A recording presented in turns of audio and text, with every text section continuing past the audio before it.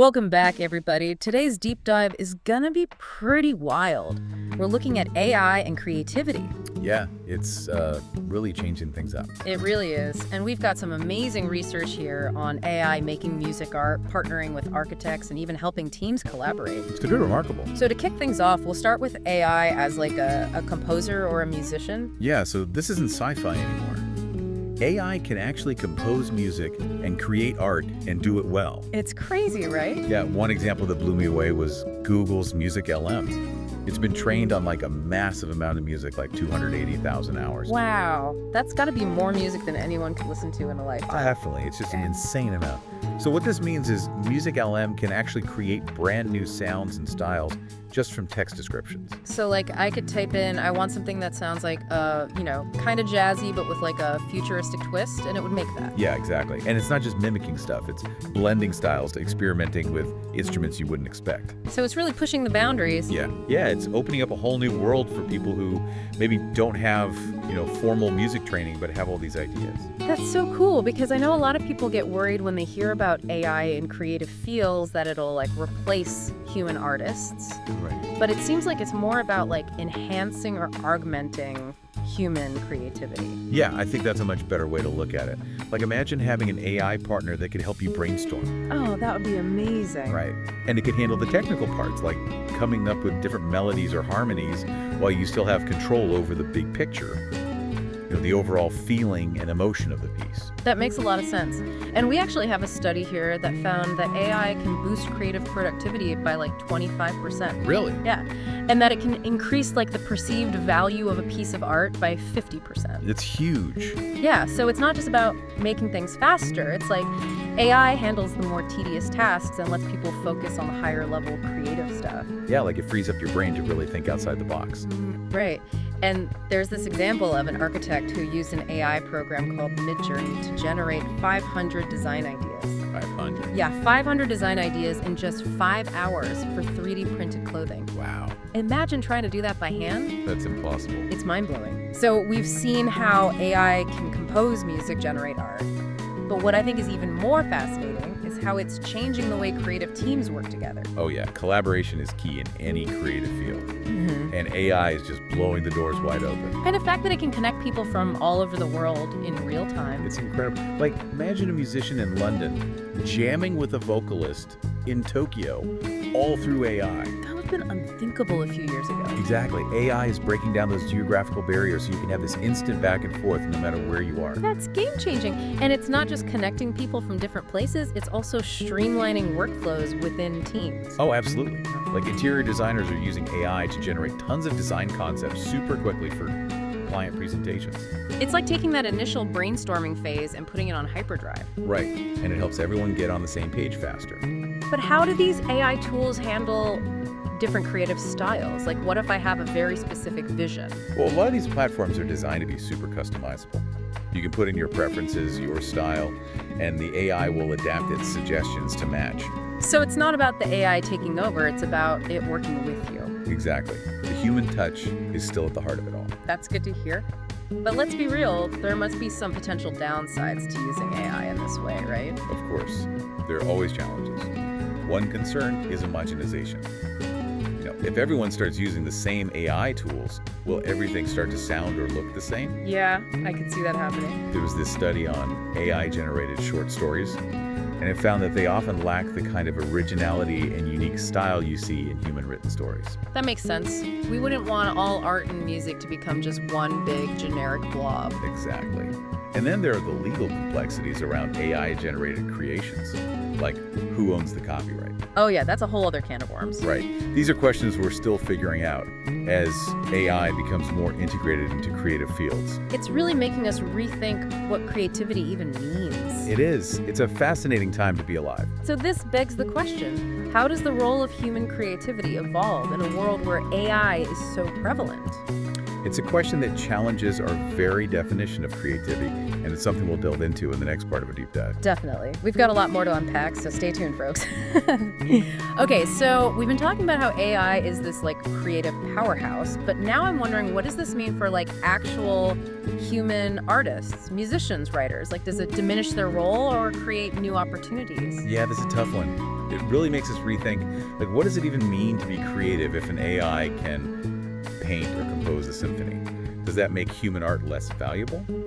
I don't think it's that simple. So it's not like a takeover, but more like an adaptation, how we figure out how to integrate these tools. Exactly. It's evolution. Okay, that stuff. Start ahead. Think about photography. It didn't replace painting, right? AI isn't going to replace human creativity, but it's going to push us in new directions, new experiments, new collaborations. You mentioned collaborations. Can you give us like a concrete example of what that might look like? Sure. So imagine a screenwriter working with an AI that's analyzed like thousands of scripts, and it can give feedback on plot structures, characters, dialogue, or a fashion designer using AI to play with variations of a design, different fabrics, patterns, embellishments. The AI becomes a partner, a sounding board to help refine the artist's vision. It's not replacing the human, it's enhancing it. Exactly. Think of a painter with a brush.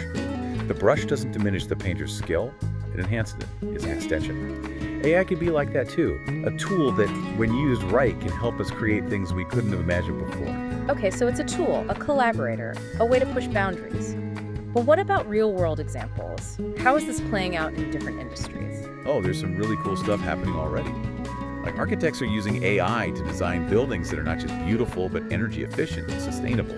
They're using algorithms to optimize materials, minimize waste, blend buildings into the environment. Wow, so AI isn't just making art for art's sake, it's solving real-world problems. Absolutely. And in filmmaking, AI is being used for crazy realistic visual effects, lifelike characters, even helping with editing and post-production.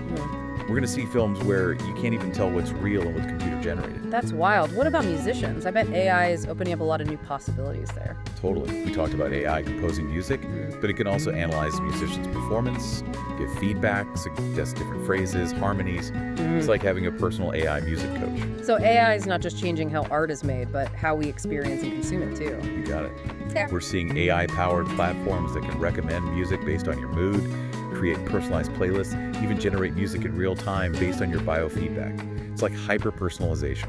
So AI is becoming like a curator, a DJ, helping us navigate the world of creative content. But as we get deeper into this AI-driven world, we got to talk about the challenges too. We talked about homogenization, but what about bias in AI algorithms? If they're trained on biased data, could that lead to biased art? That's a really important point. We have to remember, AI isn't neutral. It reflects the biases in the data it learns from. If we're not careful, we could end up with AI tools that just reinforce existing societal biases. And that would be a huge problem for diversity and representation in the arts. So it's not enough to just create powerful AI tools. We got to be mindful of the data that goes into them and make sure they're developed ethically. Absolutely. We need to be having these conversations about the potential pitfalls of AI, address issues of bias, make sure these technologies are used to empower everyone, not limit them. It sounds like there's a huge responsibility that comes with developing and using AI for creative purposes. We need to be thoughtful, critical, and make sure we're using it for good. I couldn't agree more. It's not about blindly embracing AI. It's about understanding its limitations, its potential for both good and bad, and using it in a way that aligns with our values. So for our listeners who are excited about this world of AI and creativity, what advice would you give them? Where do they go from here? Stay curious, read, explore, play with AI-powered tools. Don't be afraid to experiment. And get involved in the conversation about the ethics of AI, how we can make sure it's used for the right reasons. It's about being informed, being engaged, being part of shaping the future. Exactly. We're at the beginning of something huge, and we have the chance to decide how it all unfolds. So as we wrap up this part of the deep dive, the key takeaway is that AI isn't a threat to human creativity. It's more like a catalyst for its evolution. It's a tool that can help us grow, inspire new ideas, explore new territories. And as AI keeps developing, it's up to us to make sure it's used for good, to promote diversity, to unlock the full potential of human creativity. That's a great point. But the conversation isn't over yet. We'll be back with more in just a bit. We've talked about the potential and how AI is changing the game, but what's next? If AI can already make art and music that's almost like the real deal, what's the creative world going to look like in 5, 10 years? It's the big question, right? And it's exciting. What's cool is we're moving past just using AI as a tool. We're actually starting to collaborate with it. I think in the future, AI is going to be even more integrated into the creative process, almost like an extension of our imagination. So not just giving it prompts and seeing what it spits out, but like working side by side, shaping and refining things together in real time. Exactly. Like think about musicians jamming. There's a back and forth of synergy. We might see artists using AI to create totally new art forms, immersive experiences that blend the physical and digital, or art that's personalized for each person. It's crazy to think about. AI becomes a co-creator, pushing us beyond what we could do alone. Then who gets the credit? How do we figure out authorship and ownership in this new world? Yeah, those are huge questions. Our legal and ethical systems are going to have to evolve. The whole idea of intellectual property needs to adapt to this AI co-creation thing. Maybe we'll have new types of copyright that recognize both human and AI contributions. Or maybe we'll shift to a more collaborative model where the lines are blurred and it's more about the creation itself than who made it. Like a new renaissance driven by technology, but with any big change come challenges, right? New ways of thinking, ethical dilemmas to work through. Absolutely. One of the biggest challenges is making sure AI doesn't make everything the same. We don't want a world where all art and music sound and look identical. We have to use AI to boost human creativity, not replace it. We need to keep things diverse, celebrate different expression styles, and make sure these AI tools are available to everyone, not just a select few. And what about jobs? Will AI replace human artists and musicians? Some tasks will definitely be automated, but that could free up creatives to focus on the stuff that really needs a human touch, like ingenuity, emotion, critical thinking. We might even see new jobs pop up. AI art directors, AI music producers who specialize in working with AI.